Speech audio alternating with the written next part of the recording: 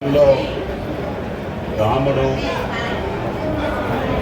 దుష్టశక్తి అయినటువంటి రావుణ్ణి సంహరించడానికి 9 రోజులు నవరాత్రి పూజలు చేస్తూ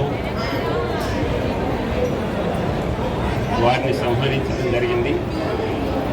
దానికి ప్రతీకగా అదే రకంగా ఈరోజు మన యొక్క కనక దుర్గమ్మ గారి 9 రోజులు 9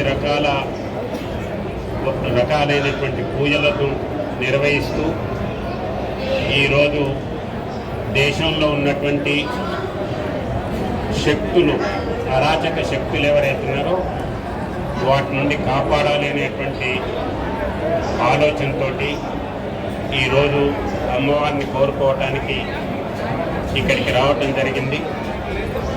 నరేంద్ర మోడీ గారు దేశంలో ఉన్నటువంటి అన్ని శక్తి పీఠాలని అభివృద్ధి చేస్తూ గత వారమే నేను గవర్నర్గా ఉన్నటువంటి త్రిపురలో త్రిపుర సుందరి ఆలయాన్ని, త్రిపుర సుందరి దేవిని సందర్శించుకోవటం, వారి యొక్క ఆశీస్సులు తీసుకోవటం జరిగింది.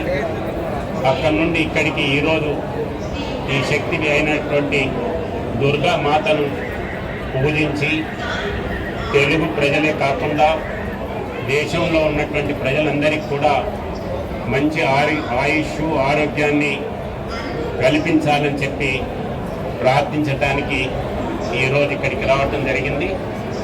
ఈ యొక్క నిర్వాహకులు భక్తులకు ఏ రకమైనటువంటి ఇబ్బందులు లేకుండా అన్ని రకాల సౌకర్యాలు కలిగిస్తూ ఈ నవరాత్రి ఉత్సవాల్ని ఘనంగా నిర్వహిస్తున్నందుకు ఈవో వారి యొక్క బృందానికి, అదే రకంగా ఈ యొక్క కార్యక్రమాన్ని దిగ్విజయం చేయటం కొరకు అనేక మంది స్వతహాగా సేవ చేయడానికి వచ్చినటువంటి కార్యకర్త సోదరులందరికీ కూడా నేను హృదయపూర్వకంగా ధన్యవాదాలు తెలియజేస్తూ ఆ యొక్క ఈ కాళీ దుర్గా మాతాని మరొకసారి అందరికీ ఆయుష్ ఆరోగ్యాన్ని కల్పించాలని చెప్పి ప్రార్థిస్తూ సెలవు తీసుకుంటాను.